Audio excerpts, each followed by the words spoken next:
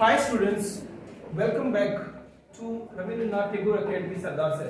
तो हम पढ़ रहे थे टेंस और टेंस में हमने जाना कि इसके कितने पार्ट होते हैं। तो आज वन बाय वन हम पार्ट जानेंगे। सबसे पहले बात कर रहे थे प्रेजेंट इंडेफिनिट की। प्रेजेंट इंडेफिनिट का मतलब होता है वर्तमान काल और सबसे पहले हम बात करेंगे present indefinite. Present indefinite tense, इसमें सबसे पहले हम हिंदी पहचान देखेंगे। जैसे मान लो किसी भी हिंदी सेंटेंस को देखकर हम कैसे पता लगाएं कि ये कौन सी टेंस का सेंटेंस है, तो उसमें हिंदी पहचान जो है वो देखते हैं। हिंदी पहचान में किसी भी हिंदी वाक्य के लास्ट में ता है, ती है, ते है, लगता हूं, ये शब्द आते हैं तो वो प्रेजेंट इंडेफिनिट टेंस होगा। और अगर हम रीडिंग की बात करें, जैसे हम कोई सेंटेंस पढ़ रहे हैं तो उसमें हमें कैसे पता चलता है कि ये प्रेजेंट इंडेफिनिट का सेंटेंस है, तो उसमें हमें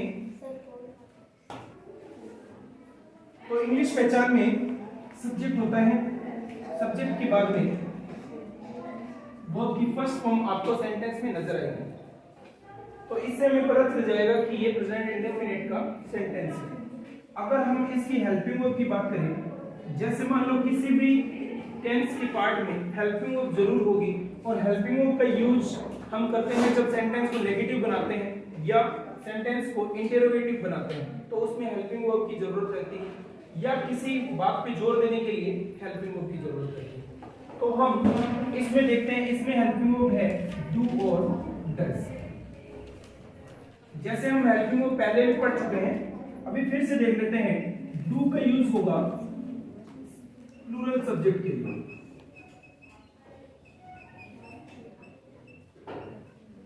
यानी बहुवचन कर्ता के लिए, और डज का यूज होगा सिंगुलर सब्जेक्ट के लिए।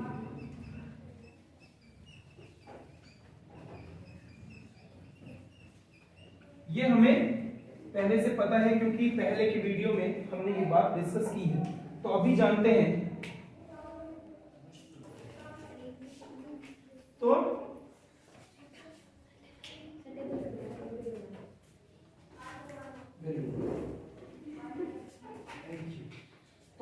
इसमें हमने देखा डू प्लूरल सब्जेक्ट के लिए और डज सिंगुलर सब्जेक्ट के लिए।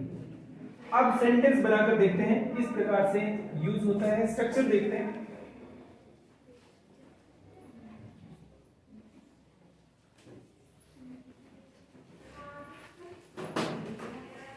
इसमें जैसे सेंटेंस जो है हम अफर्मेटिव, नेगेटिव और इंटरोगेटिव बनाते हैं। तो अफर्मेटिव का मतलब होता है सकारात्मक,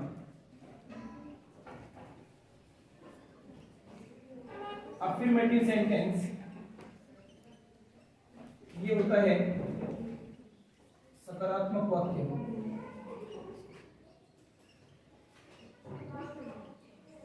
फिर बनाते हैं नेगेटिव सेंटेंस,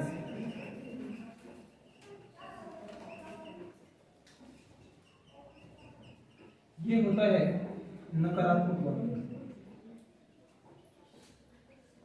नकारात्मक का मतलब होता है जिसमें ना का सेंस आता है। फिर इसके बाद है इंटरोगेटिव सेंटेंस।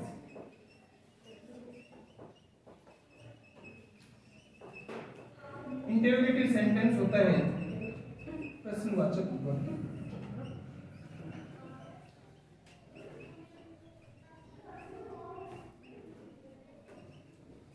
प्रश्नवाचक वाक्य। तो ये तीन प्रकार के हम जो है सेंटेंस बनाएंगे और इनका स्ट्रक्चर देखेंगे। स्ट्रक्चर का यूज करते हुए अच्छे से सेंटेंस बना पाएंगे। तो अब एक एक करके देखते हैं। सबसे पहले बात करते हैं अफर्मेटिव। अफर्मेटिव सेंटेंस का स्ट्रक्चर है सब्जेक्ट, उसके बाद हेल्पिंग वर्ब, वर्ब की फर्स्ट फॉर्म। इसमें देख लेना है सब्जेक्ट अगर सिंगुलर है तो वर्ब सिंगुलर आएगी, सब्जेक्ट प्लूरल है तो वर्ब प्लूरल आएगी, और उसके बाद ऑब्जेक्ट। ऑब्जेक्ट का मतलब होता है काम, कोई काम, कर्म। जैसे मैं बोल रहा हूँ, क्या बोल रहा हूँ, वो ऑब्जेक्ट होगा। मैं पढ़ा रहा हूँ, क्या पढ़ा रहा हूँ, वो ऑब्जेक्ट होगा। तो एक सेंटेंस देखते हैं, जैसे मैं यहाँ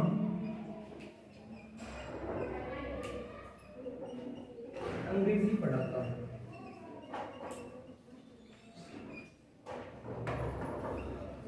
ये सेंटेंस है। इस सेंटेंस में हमने देखा लास्ट में आप हूं आया है, तो ये प्रेजेंट इंडेफिनिट का हो। अब हम स्ट्रक्चर फॉलो करते हुए ये सेंटेंस बनाएंगे। सबसे पहले हम देखते हैं मैं, सब्जेक्ट जो है मैं, ये होता है आई। जब सब्जेक्ट के रूप में मैं, मैंने या मुझे, ये तीनों सब्जेक्ट के रूप में हो तो यूज किया जाता है आई। हिंदी में अलग अलग हो सकते हैं सब्जेक्ट, लेकिन इंग्लिश में सिर्फ आई का यूज करना है। तो हम इसको बना के देखते हैं। आई के बाद यहाँ पे लास्ट में हिंदी वाक्य के अंत में देखेंगे कि यहाँ पे क्या काम चल रहा है।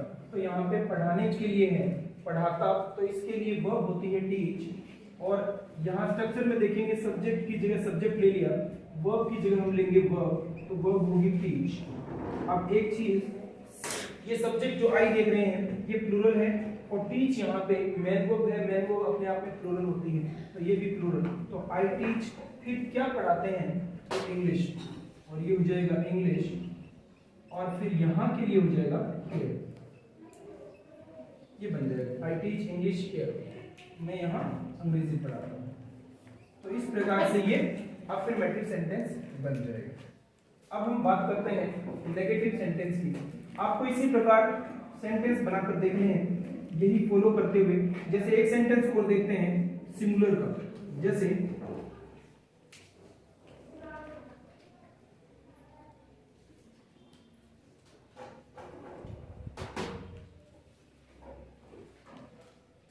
वह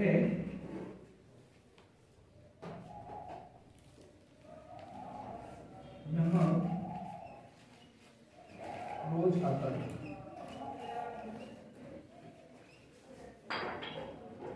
तो इसके लिए हम सब्जेक्ट देखेंगे, सब्जेक्ट हुआ ही सिंगुलर है, ही सिंगुलर है, तो इसके लिए वर्ब जो आएगी उसको हम सिंगुलर बनाएंगे। तो वर्ब होती है आना, कम, तो कम में रूल के अकॉर्डिंग एस लग जाएगा। रूल पढ़ेंगे तो हमें पता चलेगा कौन सी वर्ब को कैसे सिंगुलर बनाया जाता है। तो ही कम्स हियर, यहाँ दिल्ली, तो ही कम्स हियर दिल्ली, वह यहाँ रोज आता है। तो ये सेंटेंस बन गया। अब हम देखते हैं नेगेटिव सेंटेंस। इसी प्रकार आपको प्रैक्टिस करनी है, कुछ सेंटेंस बनाकर देखनी है। जैसे मैं लिख देता हूँ, मोर नाचता है, ये आपको सेंटेंस बनाना है। राम गाना गाता है,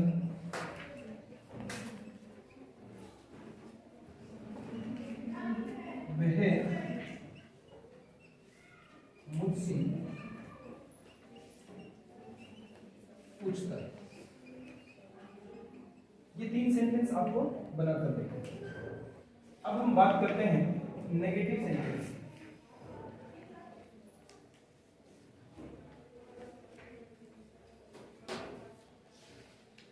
नेगेटिव सेंटेंस यानी नकारात्मक वाक्य। नेगेटिव सेंटेंस के लिए स्ट्रक्चर देखते हैं।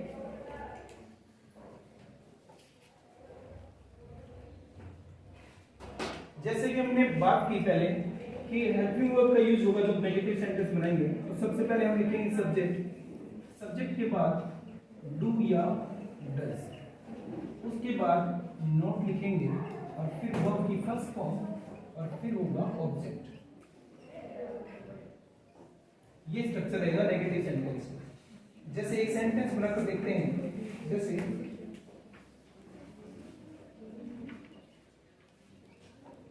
राम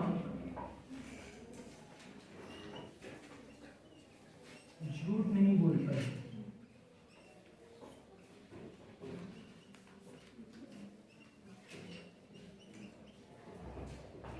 झूठ बोलने का मीनिंग होता है टेल ए लाई।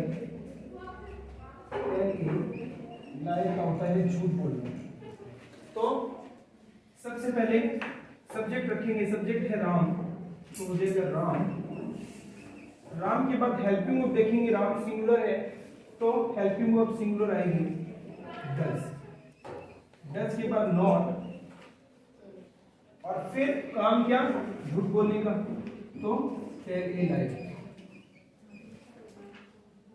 यानी राम झूठ नहीं बोलता। राम डजंट टेल ए लाई, राम झूठ नहीं बोलता। एक सेंटेंस को देखते हैं, जैसे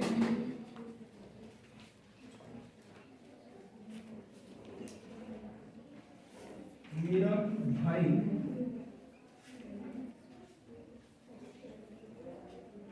अंग्रेजी नहीं बोलता।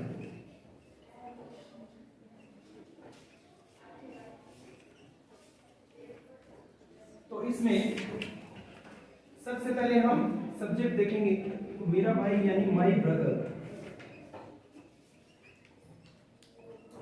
माई ब्रदर सिंगुलर है तो does, my brother does not. अब बोलना स्पीक, क्या बोलता नहीं है, इंग्लिश। तो ये सेंटेंस बन जाएगा my brother doesn't speak English, यानी मेरा भाई अंग्रेजी नहीं बोलता। इसी प्रकार से आपको सेंटेंस बनाकर देखने हैं, जैसे मैं यहाँ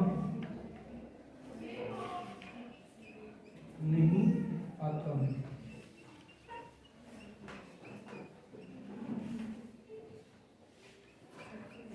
राम मुझसे बात नहीं करता।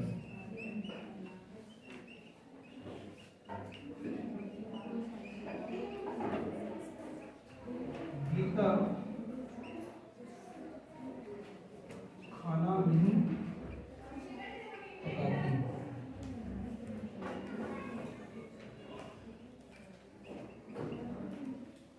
ये सेंटेंस आपको बनाकर देखने, इसी स्ट्रक्चर को फॉलो करते हुए। अब देखते हैं इंटेरोगेटिव सेंटेंस। इंटेरोगेटिव सेंटेंस में दो प्रकार के सेंटेंस देखेंगे। एक तो होगा जिसका आंसर हाँ या ना में, यानी यस या नो में दिया जाता है। तो जैसे स्ट्रक्चर होगा इंटेरोगेटिव सेंटेंस का, इंटेरोगेटिव सेंटेंस, इसमें सबसे पहले यस या नो वाले देखते हैं। तो उसमें जो है सबसे पहले हेल्पिंग वर्ब का यूज होगा, यानी डू या डज, उसके बाद होगा सब्जेक्ट, सब्जेक्ट के बाद वर्ब की फर्स्ट फॉर्म, और फिर होगा ऑब्जेक्ट। ये क्वेश्चन मार्क लगेगा। तो इस स्ट्रक्चर को फॉलो करते हुए हम यस या नो से आंसर देने वाले क्वेश्चन का निर्माण करते हैं। तो जैसे सेंटेंस है, क्या तुम मुझे जानते हो? क्या तुम मुझे जानते हो? तो इसमें जानना वर्ब है, जानना होता है नो। अब सबसे पहले हम हेल्पिंग वर्ब का यूज करेंगे। तो हेल्पिंग वर्ब का यूज करने के लिए हमें पता होना चाहिए सब्जेक्ट का। सब्जेक्ट यहाँ पे है तुम, तुम का मतलब यू, यू प्लूरल होता है, तो यू के लिए यूज होगा डू का। तो सबसे पहले हेल्पिंग वर्ब डू, फिर हेल्पिंग वर्ब के बाद सब्जेक्ट यू, फिर सब्जेक्ट के बाद वर्ब फर्स्ट यानी जानना नो, और फिर ऑब्जेक्ट मुझे मी। तो ये बन जाएगा डू यू नो मी, क्या तुम मुझे जानते हो? तो इस प्रकार से आपको भी सेंटेंस बनाने हैं, जैसे क्या तुम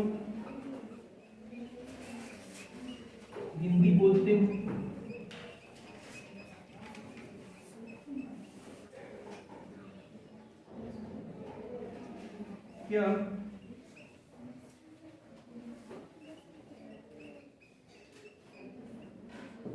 तुम्हारी बहन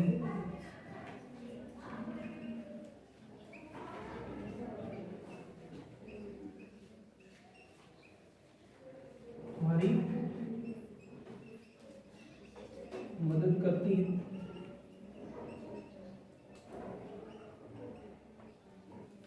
ये सेंटेंस, क्या तुम्हारी बहन तुम्हारी मदद करती है? क्या तुम हिंदी बोलते हो? ये आपको बनानी है।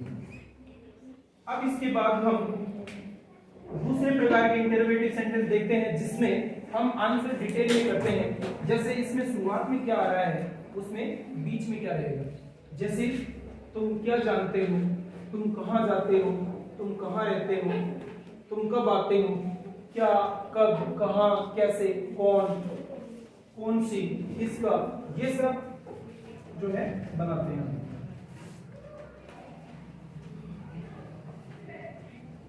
तो इसके लिए हमने पहले भी देख रखा है। जैसे WH वर्ड जो होते हैं उनके मीनिंग देख लेते हैं। सबसे पहले व्हाट का मतलब होता है क्या, हु का मतलब होता है कौन, व्हिच का मतलब होता है कौन सी, किसका या किसकी।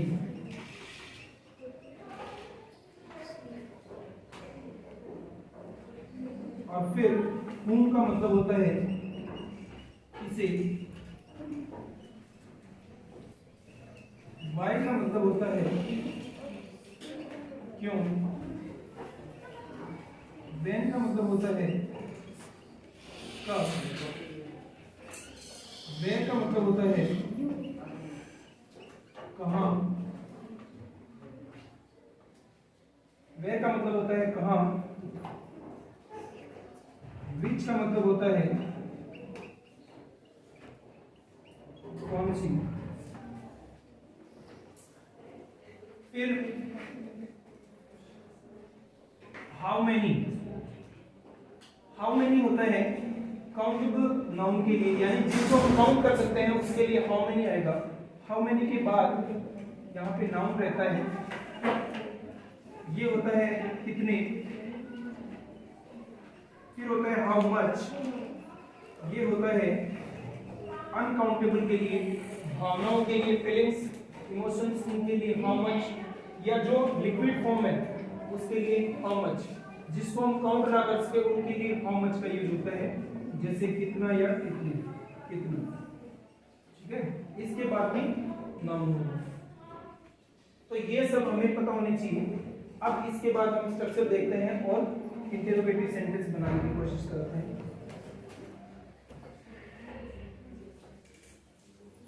इंटरोगेटिव सेंटेंस में सबसे पहले शुरुआत करेंगे स्ट्रक्चर में WH वर्ड की। फिर WH वर्ड के बाद हमें चाहिए हेल्पिंग वर्ब। हेल्पिंग वर्ब कौन सी, डू या डज। फिर होगा सब्जेक्ट, सब्जेक्ट के बाद वर्ब की फर्स्ट फॉर्म और उसके बाद होगा ऑब्जेक्ट और फिर क्वेश्चन मार्क। तो सेंटेंस देखते हैं। तुम कहाँ रहते हो,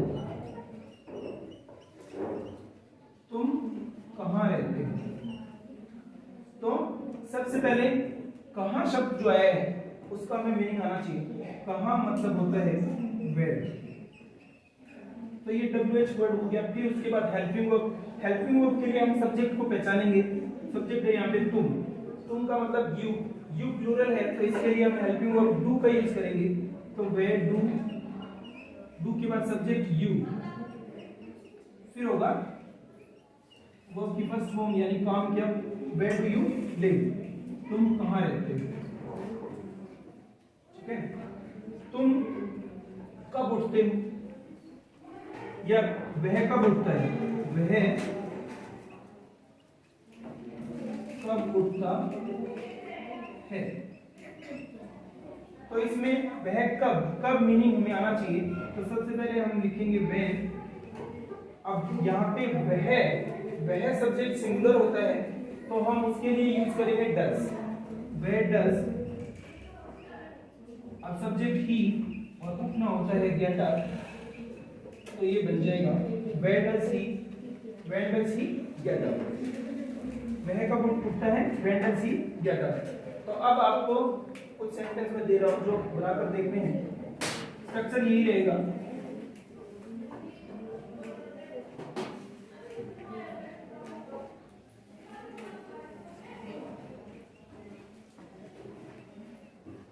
तुम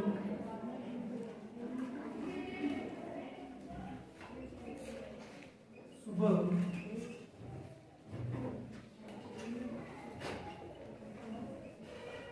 कौन सा विषय पढ़ते हुए। सुबह के लिए हो जाएगा मॉर्निंग, विच का हो जाए, ये कौन सा हो जाएगा विच सब्जेक्ट, इसके बाद हेल्पिंग वर्ब लग जाएगी तो आसानी से बन जाएगा, बना लेना। फिर इसके लिए आएगा विच सब्जेक्ट, फिर है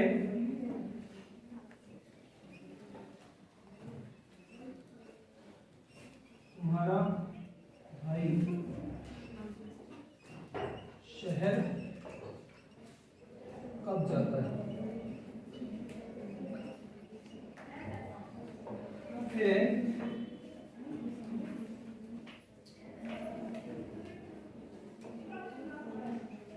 राम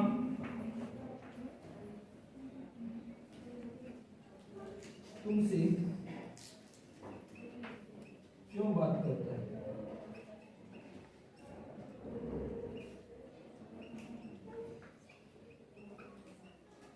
ये जगह राम तुमसे क्यों बात करता है, तो ये सेंटेंस आपको बनाना है। इसके बाद दूसरा देखते हैं,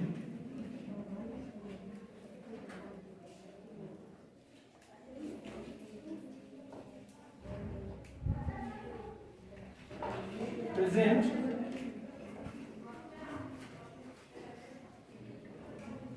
कॉन्टिन्यूअस।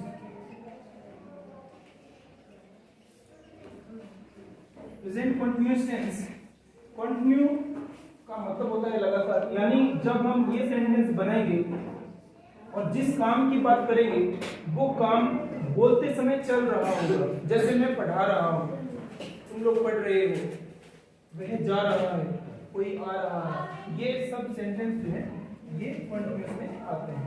तो सबसे पहले हम देखते हैं हिंदी पहचान।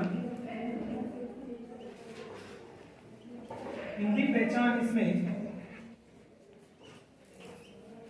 रहा है, रही है, रहे हैं या रहा हूं।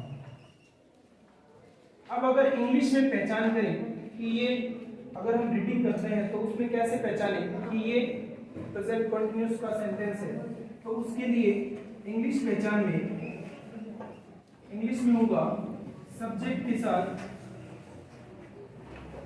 हेल्पिंग वर्ब यानी इज आर एम,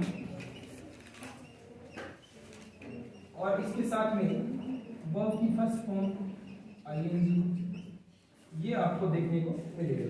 यानी ये दो चीजें, हेल्पिंग वर्ब और आईएनजी फॉर्म, ये आपको देखने को मिलेगी। अगर किसी सेंटेंस में ऐसा होता है तो वो प्रेजेंट कंटिन्यूअस का सेंटेंस होगा। अब इसका स्ट्रक्चर देखते हैं और सेंटेंस बनाने की कोशिश करते हैं। सबसे पहले हेल्पिंग वर्ब की बात करते हैं। हेल्पिंग वर्ब में होता है एस, आर और एन। इस जो है वो सिंगुलर सब्जेक्ट के साथ आएगा।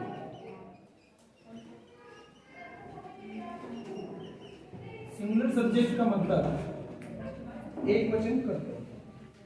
ये सब्जेक्ट मैंने पहले वीडियो में बता दिए हैं, तो आपको देख लेना है। आर आएगा प्लूरल सब्जेक्ट के साथ,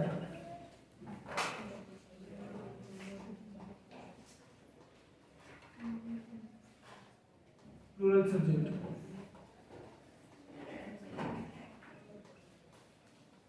और एम आएगा आई के साथ। अब इसमें अफर्मेटिव स्ट्रक्चर देखते हैं अफर्मेटिव का। तो सबसे पहले लिखना है सब्जेक्ट, सब्जेक्ट के बाद हेल्पिंग वर्ब इनमें से कोई एक, फिर उसके बाद वर्ब की फर्स्ट फॉर्म और इसमें ऐड कर देंगे ing, फिर हो जाएगा ऑब्जेक्ट। जैसे सेंटेंस देते हैं, राम अपने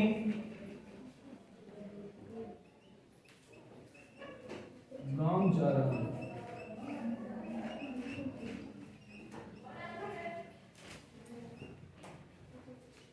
राम अपने गांव जा रहा है। तो सबसे पहले सब्जेक्ट राम, तो हम लिखेंगे राम। राम के बाद हेल्पिंग वर्ब है, तो राम सिंगुलर सब्जेक्ट है, तो इसके लिए आएगा एज, राम एज। फिर हेल्पिंग वर्ब के बाद वर्ब फर्स्ट में ing, तो काम हो रहा है जाने का, तो वो होता है और वो में ing ऐड हो गया गोइंग। गो के बाद टू प्रीपोजिशन आता है और फिर उसके बाद कहाँ जा रहा है, गांव जा रहा है, तो ऑब्जेक्ट में हो जाएगा विलेज। ये होता है village. Ram is going to village, और अपने गांव जा रहा है तो हो जाएगा टू हिज विलेज। ये हो जाएगा to his village. Ram is going to his village, क्योंकि यहाँ पे अपना शब्द आया है तो अपने के लिए होगा इज। जैसे Ram is going to his village, इस प्रकार Ram is going to his village. अब कुछ सेंटेंस दे रहा हूं जो आपको बनाने हैं। ये स्ट्रक्चर है, इस स्ट्रक्चर को फॉलो करते हुए, जैसे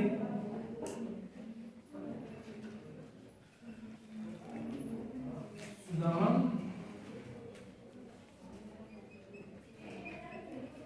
यहां आ रहा है।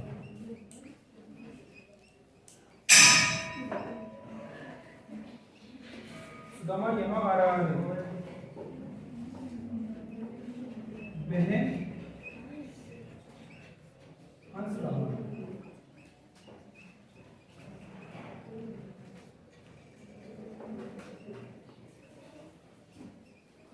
मेरी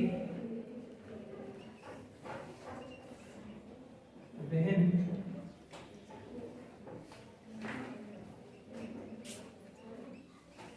गाना गा रही है। तो ये सेंटेंस आपको बनाकर देखने हैं। इसमें सब में पहचान रहा ये सब आ रहा है, तो आप आराम से बना सकते हो। ये स्ट्रक्चर फॉलो करना है।